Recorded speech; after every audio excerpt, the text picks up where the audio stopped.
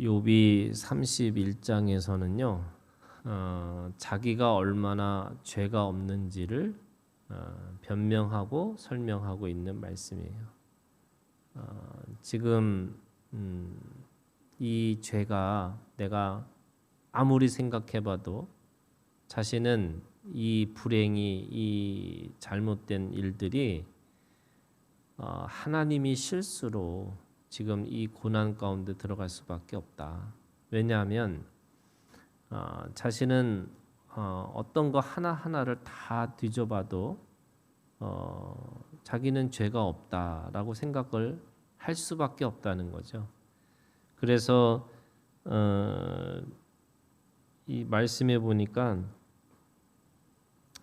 자기가 6절에 있는 말씀에 이렇게 돼요. 하나님께서 나를 공평한 저울에 달아보시고 그가 나의 온전함을 아시기를 바라노라.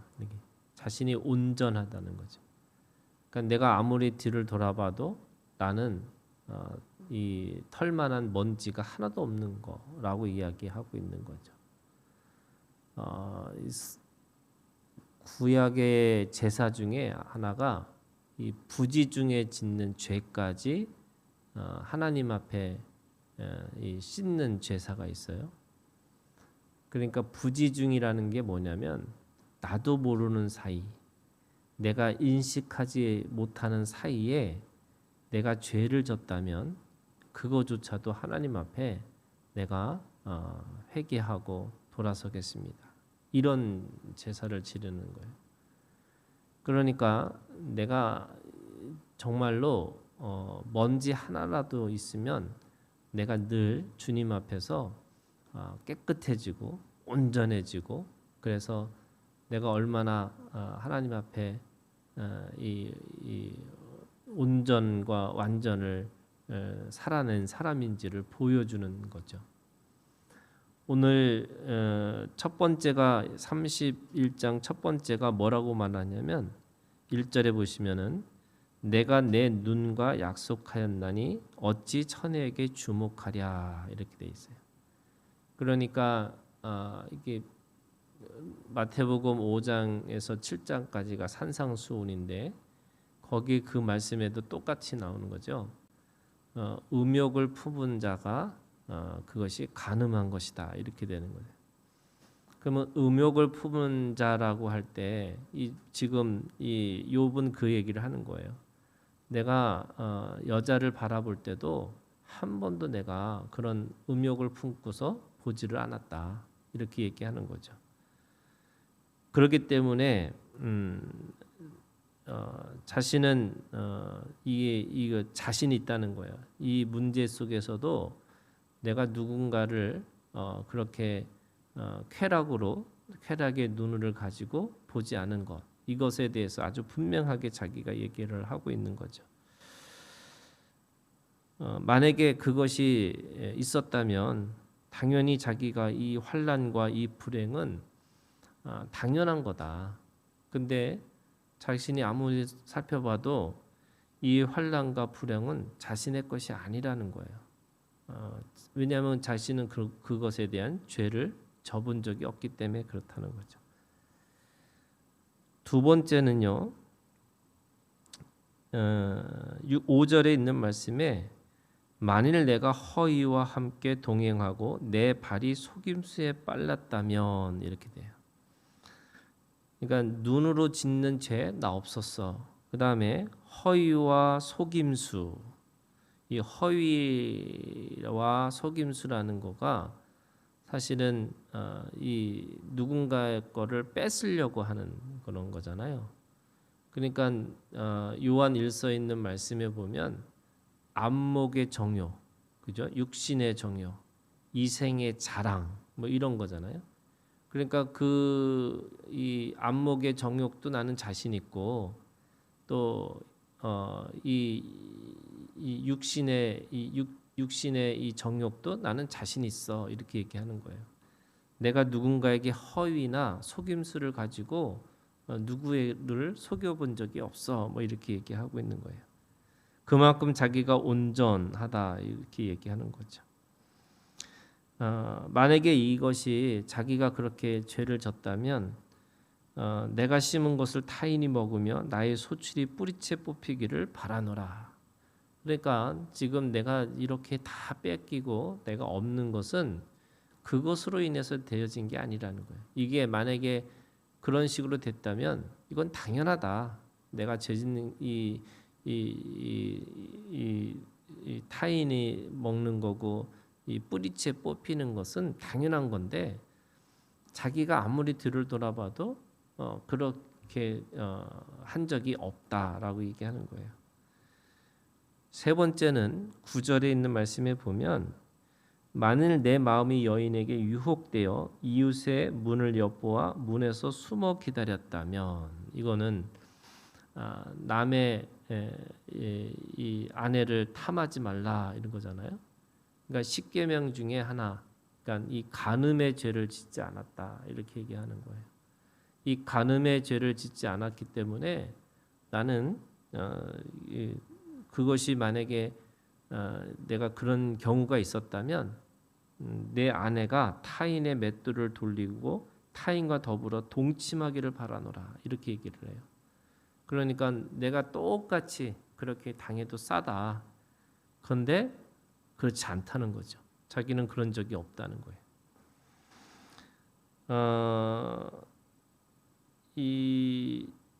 내가 이 안목의 정욕, 그 다음에 육신의 정욕, 그래서 이 허위와 속임수도 그랬지만 이 간음의 죄도 자기는 짓지 않는 것. 그 다음에 네 번째는 13절에 있는 말씀에 보면 만일 남종이나 여종이 나와 더불어 쟁론할 때 내가 그의 권리를 저버렸다면 이렇게 얘기를 해요. 그러니까 남종, 여종 내가 그들에게조차도 이게 노예잖아요. 노예에게도조차도 내가 함부로 하지 않았다는 거예요. 그러니까 이 종에게도 내가 사람 대우를 해주었다는 거예요. 내가 갑질하지 않았다는 거예요. 내가 주인이지만 내가 그들에게 뭔가를 빼앗거나 또는 불공평하게 하거나 아니면 인격적으로 모독하거나 이런 게 없었다는 거예요. 그래서 그 없는 것이 만약에 있다고 치면 뭐라고 얘기하냐면 하나님이 심판하실 것이다. 그리고 15절에 나를 태 속에 만드신 이가 그도 만들지 아니하시느냐 우리를 뱃속에 지신 이가 한 분이 아니시냐. 그러니까 내가 그렇게 만드신 그 분에 대해서 그 하나님이 주신 사람으로 대우한 거지 한 번도 그들을 그렇게 하지 않았다. 그래서 만약에 그렇게 했다면 내가 심판받는 게 당연한 거다 이렇게 얘기하는 거죠. 다섯 번째는 16절에 있는 말씀에 보면 내가 언제 가난한 자의 소원을 막았거나 과부의 눈으로 하여금 실망해 했던가. 그러니까 가난한 자의 소원 또는 과부의 눈으로 하여금 실망 이게 다 그러니까 어렵고 힘든 사람, 특별히 약한 자들에게도 자기가 할 수 있는 걸 최선을 다했다는 거예요. 그들이 가지고 있는 것들을 내가 뺏지도 않았고 또 그들의 가지고 있는 것을 내가 그렇게 함부로 하지 않았다. 16절에 보면은 가난한 자가 되고 과부가 됐고 그 다음에 18절에 보니까 고아를 기르기를 이렇게 돼 있어요. 내가 고아를 기를 때도 그의 아비처럼 하였으며 내가 어렸을 때부터 과부를 인도하였느니라 이렇게 얘기해요. 그러니까 고아와 과부와 가난한 자 내가 그 사람들한테 절대로 함부로 하지 않았다. 그래서 오히려 그들에게 20절에 만일 나의 양털로 그의 몸을 따뜻하게 입혀서 그의 허리가 나를 위하여 복을 빌게 하지 아니하였다면 그러니까 그렇게 했다는 거잖아요. 자신이 그렇게 했어요. 가난한 사람들한테도 옷을 입혀서 따뜻하게 도와주고 그렇게 했다는 거예요. 그리고 그 고아의 것들을 내가 뺏겼다면 하나님께서 나를 심판하시는 게 당연할 거다. 왜 했을까라고 생각해 보니까 23절이에요. 이제 이 결론과 같은 거죠. 지금 내가 왜 이런 죄를 열거하면서 난 이런 죄 하나도 짓지 않았습니다. 왜 그거 짓지 않았냐면 나는 하나님의 재앙을 심히 두려워하고 그의 위엄으로 말미암아 그런 일을 할 수 없느니라.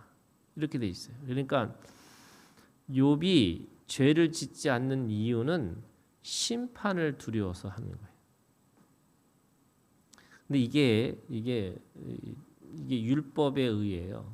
율법의 의는 하나님을 믿으면 하나님의 말씀을 지키면 복을 받고 하나님의 말씀을 지키지 않으면 저주를 받는 거다. 이게 율법의 의거든요. 그런데 우리가 믿는 이 복음의 의는 은혜로 시작해서 은혜로 마치는 거잖아요. 그러니까 맨날 내가 어떻게 하면은 이 하나님 앞에 죄를 짓지 않을까라고 생각해서 계속 자기를 깨끗하게 하고 자기를 깨끗하게 하고 자기를 깨끗하게 하고 뭐 어떤 거 하나라도 조금이라도 잘못한 거 있으면 빨리 가서 회개하고 그래서 또 내가 얼마나 거룩한지를 계속 하나님 앞에 드러내고 사람들한테 드러내고 살아가는 거예요. 왜냐하면 내가 이거 하나라도 잘못하면 내가 심판 가운데 하나님의 재앙 가운데 들어갈 수 있을 것이다. 이런 생각을 하고 있는 거죠. 그게 율법의 의예요. 근데 복음의 의는 뭐냐? 지금 이 하나님 앞에서 내가 받은 그것이 먼지 투성이가 되는 것을 얼마나 깨끗하게 계속 씻은 게 중요한 게 아니고 내가 하나님 앞에 왜 지금 육신 가운데 살게 하셨을까? 그래서 하나님이 주신 사명이 뭘까? 내가 하나님 앞에서 지금 이렇게 살아가는 이유 중에 하나님의 뜻과 소원과 목적을 이루기 위해서 내가 무엇을 할 수 있을까? 그것에 대한 관심이 있는 거예요. 그러니까 이 율법의 의는 늘 과거를 돌아보면서 내가 혹시 하나님 앞에 죄를 짓지 않는 삶으로 살려면 어떻게 할까? 그래서 어떤 제사까지 있다 그랬어요? 부지 중에 짓는 죄를 내가 하나님 앞에 씻는 그런 제사까지 있어야 되는 거예요. 네, 혹시 내 눈빛이 또는 혹시 내가 뭔가를 바라볼 때 그것이 하나님 앞에 죄를 짓는 것이 아닐까? 이렇게 생각하고 살아가는 거예요. 그러면 계속 관심이 뭐냐면 자기예요. 내가 얼마나 깨끗하고 얼마나 괜찮고 내가 얼마나 사람들보다 다른 사람보다 뛰어났는지를 계속 비교하는 거죠. 그래서 비교했을 때 내가 온전해라고 하는 거죠. 그런데 복음의 의는 달려갈 길을 바라보는 거예요. 그러니까 늘 하나님이 주신 것에 대해서 뒤를 돌아보는 게 아니라 앞을 내다보면서 하나님이 나에게 원하시는 게 무엇일까? 그러다가 어느 순간에 내가 뭔가 이 먼지 투성에 있다는 것을 알게 되면 십자가를 기억하고 그 십자가 속에서 다시 하나님이 나한테 더 온전과 완전을 추구하라고 주시는 거구나 하고 회개하고 달려갈 길을 달려가는 거예요. 그래서 목적이 뭐냐면 달려가는 거예요. 하나님 앞에 온전과 완전을 추구하는 것 속에서 그 뜻을 이루고 살려고 내가 하나님 앞에 무엇을 할 수 있을까? 이거 생각하고 사는 거예요. 그런데 자꾸 뒤돌아보고 뭔가 잘못했나, 뭐 잘못했나, 뭐 잘못했나 이렇게 사는 게 아니라고 말씀하시는 거죠. 그러니까 재앙이 심히 두려워서 사는 게 아니고 하나님이 우리에게 주시는 상급이 무엇인지 또 하나님이 나를 향해서 기뻐하시는 일이 무엇인지 그거를 향해서 산다는 거예요. 근데 이게 똑같은 것처럼 보이지만 너무너무 큰 차이가 있는 거예요. 이게 재앙을 두려워하는 이 마음이 어떤 마음이냐면 이 집에 있는 큰아들과 같은 마음이에요.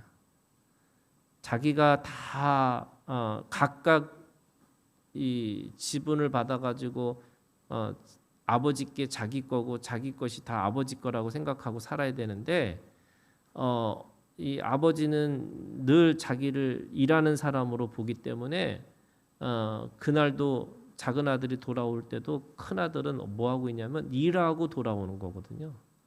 왜 일을 해야 되느냐? 아버지한테 자기는 자기의 존재감을 보여주기 위해서는 뭔가를 해야 된다고 생각하고 사는 거예요. 그러니까 늘 깨끗하고 온전해야 된다 생각하는 거예요. 그런데 그 아버지가 하는 얘기가 뭐냐면 그 불만을 품은 큰아들한테 한 얘기가 내 거가 네 거라고. 너도 친구들 불러서 너도 잔치를 베풀 수 있다고. 그러니까 하나님과의 관계 안에서 기뻐하고 즐거워하고 또 그걸 통해서 하나님이 나한테 주신 것에 대해서 더 큰 것에 대해서 내가 나아가야 되는데 지금 내가 이 아버지로부터 나는 찍히면 안 돼라고 생각하고 그 아버지의 그 마음을 그 나를 바라보는 눈이 뭔가 이 노예처럼 바라보고 일꾼처럼 바라보는 것이 아닐까라고 생각해서 그것이 두려워서 뭔가를 계속 하고 있는 그 큰 아들의 모습이 있는 거죠. 작은 아들은 아예 생각이 없는 애고, 그러니까 나는 쟤보다 나아 이렇게 생각하는 거죠. 근데 그 아버지의 입장에서 보면은 큰 아들도 문제고 작은 아들도 문제인 거죠. 그나마 작은 아들은 돌아와서 아버지가 베푸는 잔치에 참여하는 건데 이 큰 아들은 여전히 불만 속에 있는 거죠. 왜 내가 나는 이렇게 일을 했는데 왜 나는 그 잔치에 친구들을 불러서 저렇게 즐겁게 놀지 못하는가 이렇게 얘기하는 거예요. 지금 욥이 율법의 의는 결국에는 큰아들의 원망과 큰아들의 분노가 그 안에 있는 겁니다.